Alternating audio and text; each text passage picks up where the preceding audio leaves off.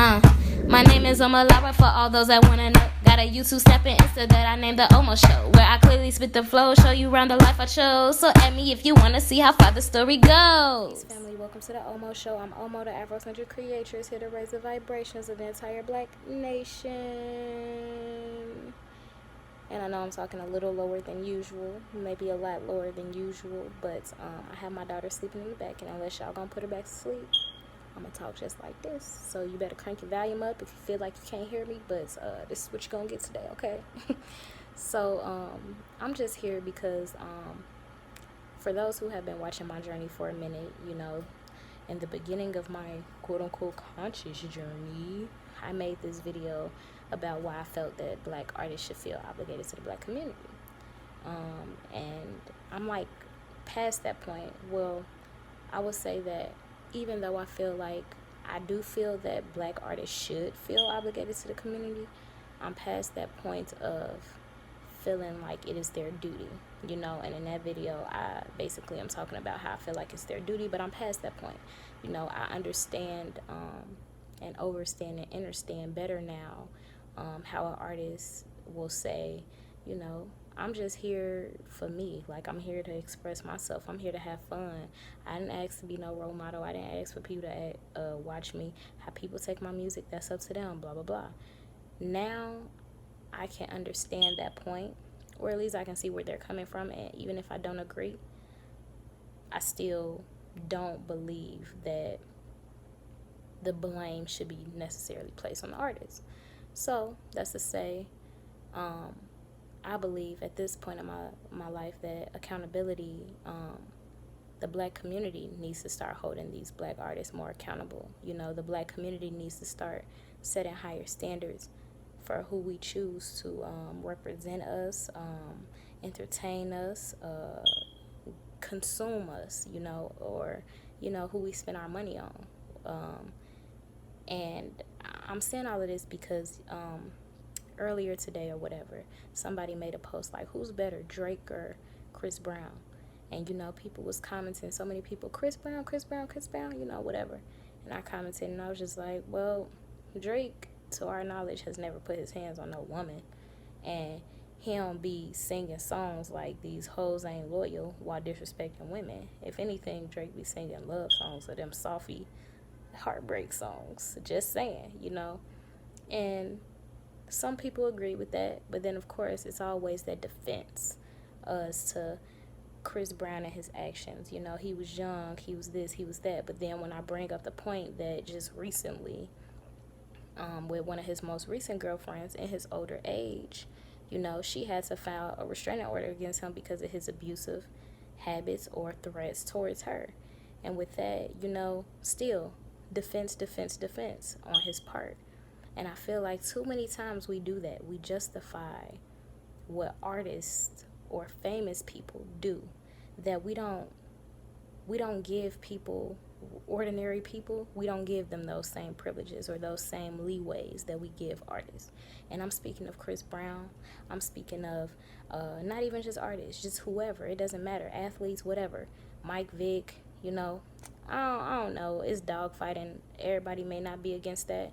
So I will say domestic violence. Most people are not going to accept that from somebody in everyday life, but yet you still listening to his music. When it comes to R. Kelly and his rape or molestation of little girls, but yet people still will play bump and grind, seems like you ready. You know, R. Kelly is still seen to be this legendary artist. And, you know, people will argue, well, that's their personal life, that's not their art. You know, like we can't be getting into people's personal lives and stuff. You know, we just gotta think about their music. Personally, if somebody who was quote unquote ordinary, if I heard them calling somebody bitch, hoe, if I heard them disrespecting women, if I heard they were a rapist, if I heard that they abused women any kind of way, and they tried to give me a track and was like, yo, listen to this shit, would I do it? Hell no. But it's like, why is it that we don't put the same standards that we put on ourselves and that we put on just average community members, why we don't put those same standards on our artists. You know, at the end of the day, if we're going to breed a future that is better or that is the best, we need all the representations that are around them to be best suited for them. And with that, that doesn't mean that people aren't going to put out their music or their art of expression that might go against what the culture needs.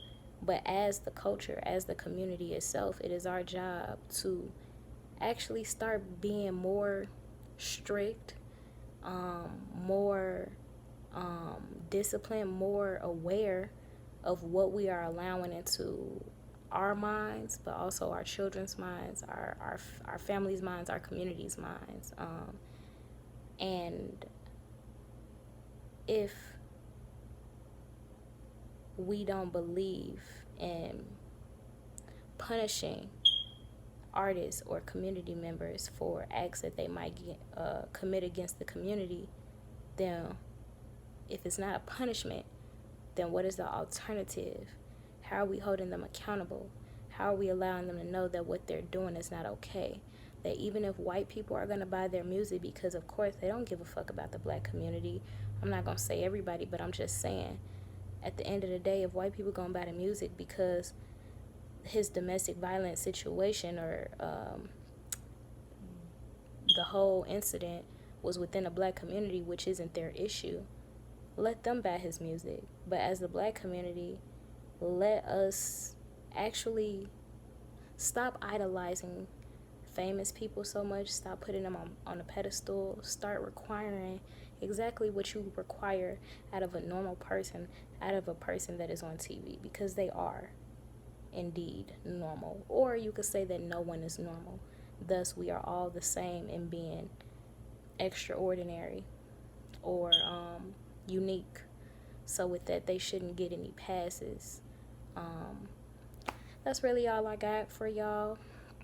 I don't think this is necessarily something that everybody is going to agree with, even though I don't know why. Because at the end of the day, we got to do a better job, because I feel like it's real foolish. Go watch that that episode of fucking Boondocks with R. Kelly, that R. Kelly episode.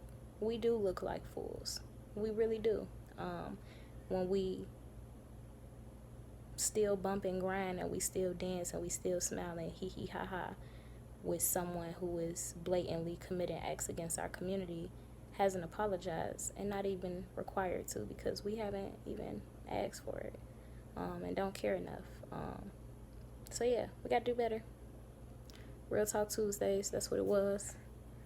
Peace, love, Black Power all day, every day, ain't no other way, okay?